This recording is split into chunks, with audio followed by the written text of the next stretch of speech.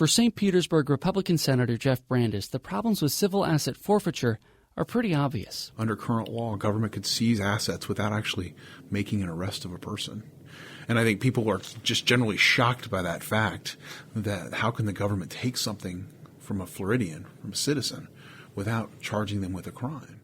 The war on drugs provides the pretext for many asset seizures, but the legal justifications require a bit of fancy footwork. Rather than arresting a person, the law enforcement agency arrests the person's property.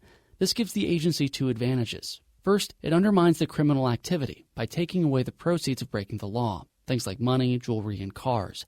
Second, because the seized asset is property, the case plays out in civil court, where there's no guarantee of counsel. This is a tool that was designed to go after drug lords.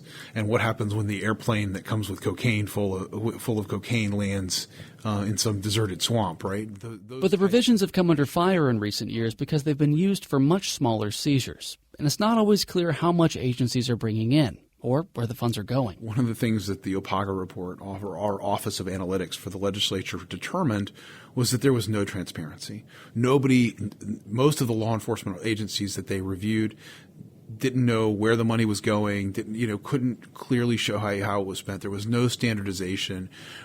Some were not even sure who had to sign off on final forfeiture actions. And so it was really a glaring error in just keeping the books on civil forfeiture. This is the second year Brandes is working on changes, and he's been pushing a simple formula: no seizure without an arrest and no forfeiture without a criminal conviction. Law enforcement officials say this would gut an important tool, and they've pushed back on criticisms. But now it appears they've found some common ground. There's an adage, you don't have to be sick to get better. And we want to make sure that... Pinellas County Sheriff Bob Gualtieri chairs the Florida Sheriff's Association's Legislative Committee. Under the compromise they've brokered, seizures will, for the most part, require an arrest. But rather than requiring a criminal conviction to take ownership of seized property, the case will stay in civil court, and the agency will have to meet a higher burden of proof. And so under the new law, it raises the bar just up a little bit more. And as opposed to proving by clear and convincing evidence, we have to prove beyond a reasonable doubt that this is proceeds of crime or something used in committing crime. So I don't think it's any big deal, and I think that as long as we do what we're supposed to do and make good cases, we can meet that burden, and there's no issue. Brandes' measure increases the amount of forfeiture funds earmarked for charity from 15% to 25%. It also incorporates transparency provisions from a measure offered by Fernandina Beach Republican Senator Aaron Bean.